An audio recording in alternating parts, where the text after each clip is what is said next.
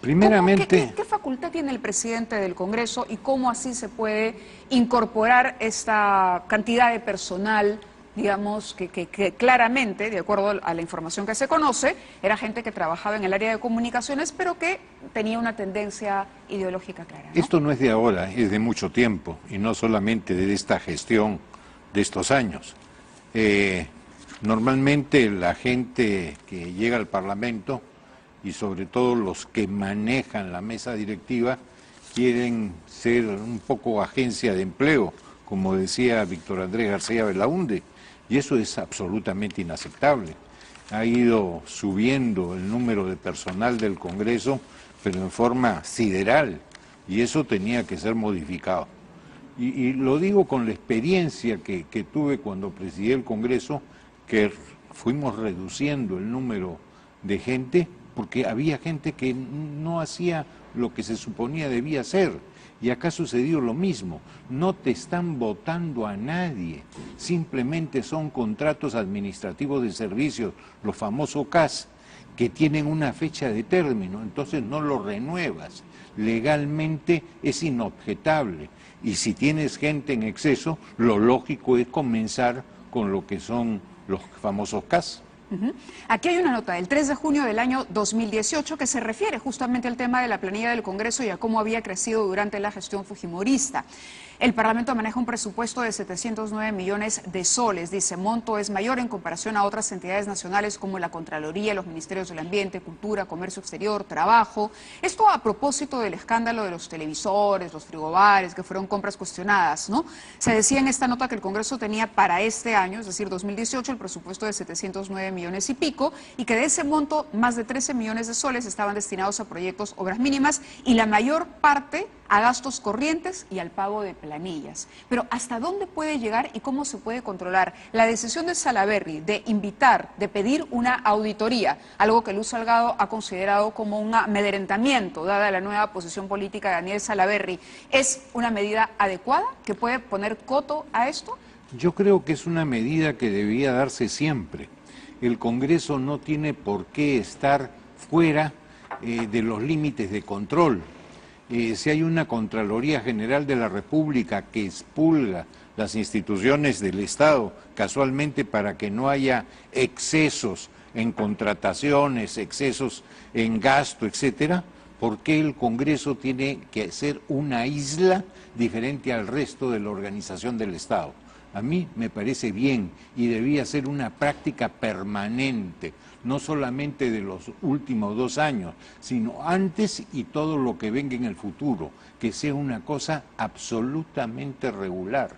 Y más aún, deberías tener clarísimamente unas políticas de personal en que de arranque, desde el inicio de la primera legislatura de un periodo quinquenal, se señales qué gente tiene, que te puedo decir, el Departamento de Contabilidad, el Departamento de Logística, el Departamento de Seguridad, etcétera, cuánta gente tiene cada comisión ordinaria, las comisiones fiscalizadoras, etcétera, cuántas personas tienen y qué calidades en las oficinas parlamentarias.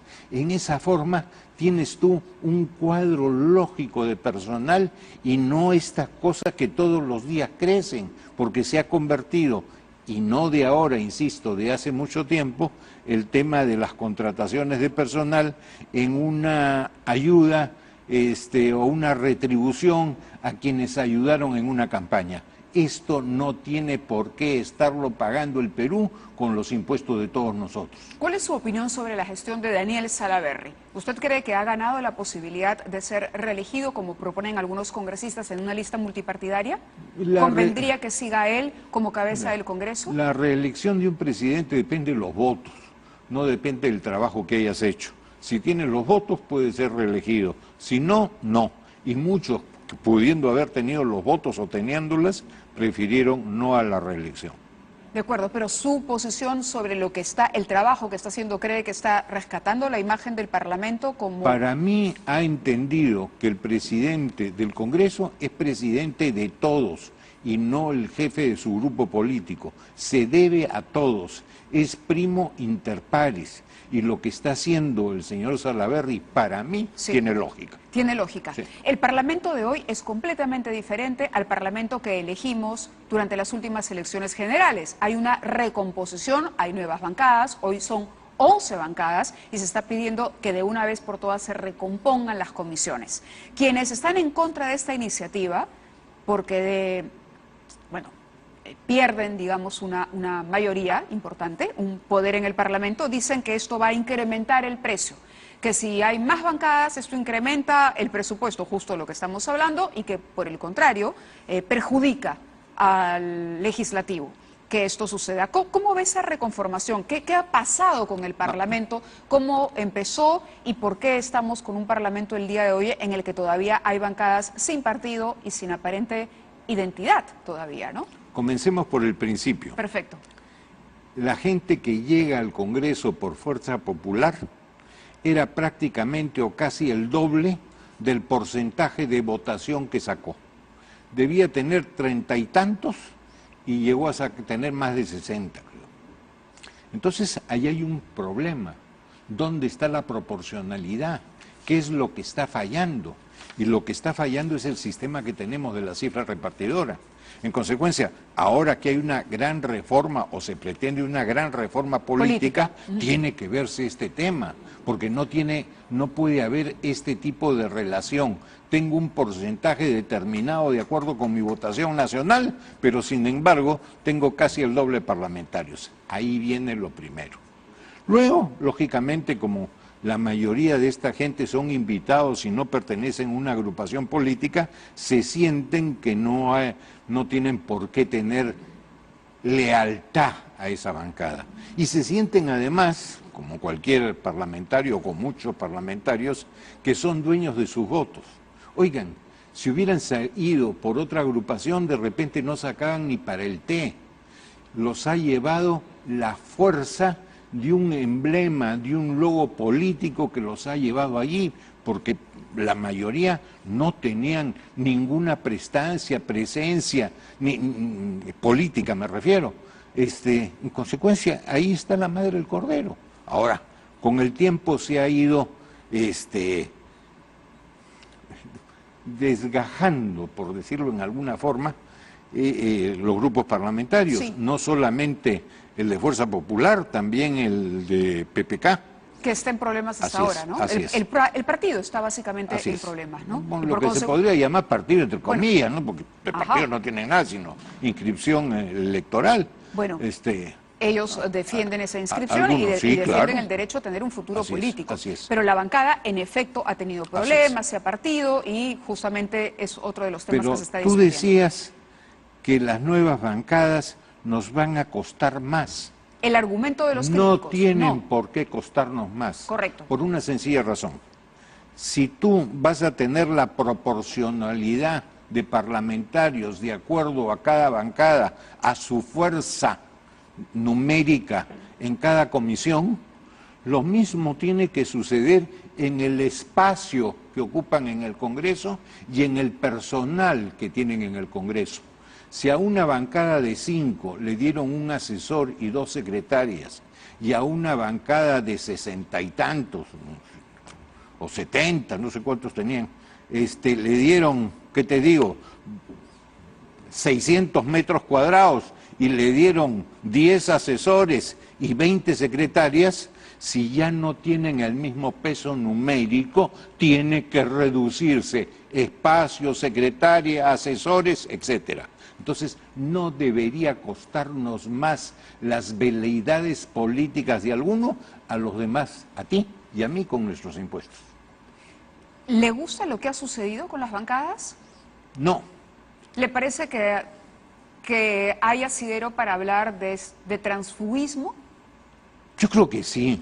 Mira, hay que distinguir siempre el transfugismo de lo que es la disidencia. Por eso le hacía la pregunta, porque es algo que se ha defendido aquí, que han dicho, el Tribunal Constitucional ha apoyado, digamos, con esta medida, o la interpretación que se ha hecho desde el Parlamento, de la opinión del tribunal, más bien esa interpretación ha sido favorable al transfugismo en el Parlamento y lo que tenemos hoy es un arroz con mango. Y eso que eres generosa, es mucho peor, pero sí pues disidencias cuando no estás de acuerdo. Por ejemplo, tú eres socialdemócrata y de repente con el correr del tiempo ese partido demócrata, socialdemócrata en el que estabas militando, se vuelve marxista. Yo no tengo motivo alguno, si soy socialdemócrata, de quedarme en un partido que cambió su ideología. Entonces, allí, por lógica, tengo una motivación para apartarme. Pero si la motivación o supuesta motivación o el pretexto es que en el otro lado estoy mejor, o que me han ofrecido desde el gobierno, vamos a suponer, que me nombran al cuñado para la UGEL, que me nombran a la primita para no sé qué otro cargo, etcétera, pasa, esto es real. La cuestión humana existe, eso existe, las influencias existen, hay mucho de eso. Y es por eso quizá que ahora... las obras, sí.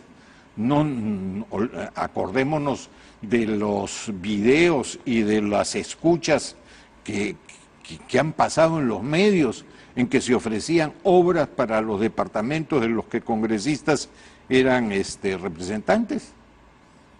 ¿Eso cree que ha pasado con Peruanos por el Cambio? Porque hay una suerte de celo de parte de la bancada que lleva todavía las siglas PPK con la bancada liberal y dicen, están celosos, dicen estos, están peleando ser oficialistas. ¿Cree que detrás de ese celo hay el interés de justamente acceder a los beneficios que podría ofrecer el Ejecutivo? Mira, ¿O en ese caso concreto no lo veo así, no hay porque si tú hubieras una relación muy estrecha entre la bancada PPK con el gobierno de Vizcarra, podrías pensarlo, pero no se ve estrecha, se ve distante, si podría llamarse alguna relación, ¿no? ¿Era un final cantado esta separación, digamos, estas divergencias tras la renuncia de Pedro Pablo Kuczynski y la asunción de Vizcarra? Vizcarra, digamos, considera que ha ninguneado el tener una bancada en el Parlamento, que eso le hace bien. ¿Cuál es la evaluación? ¿Es importante para un presidente contar con una representación parlamentaria con la que coordine? Oye, lo que pasa es que normalmente lo necesitas. Tú tienes que tener tus alfiles, por llamarlo en alguna forma, ¿Y Vizcarra en el Congreso, los tiene? Un minutito, sí, para que te puedan respaldar los proyectos de ley que has presentado como Ejecutivo, tus propuestas, etcétera, para que puedas hasta en una interpelación decir determinadas cosas que quizás el ministro no podría decirlo. Ajá. Entonces se requiere tener una bancada. Pero lo que le ha pasado al ingeniero Vizcarra es que ha saltado a la representación y ha ido directamente a lo que se llama la democracia directa, ha ido al electorado y el electorado lo ha aplaudido y ese aplauso quizás lo está nubilando y siente que no necesita una bancada. Muy bien. Entonces tú tienes la supuestamente oficial, tienes los disidentes de ella que lógicamente quieren apapacharlo, pero el otro no se deja apapachar por nadie. Muy bien, muchísimas gracias por haber estado con nosotros en el programa. Ustedes se quedan con noticias a las 10. Nos vamos, pero mañana, como siempre, a las 9 en punto aquí en 2019.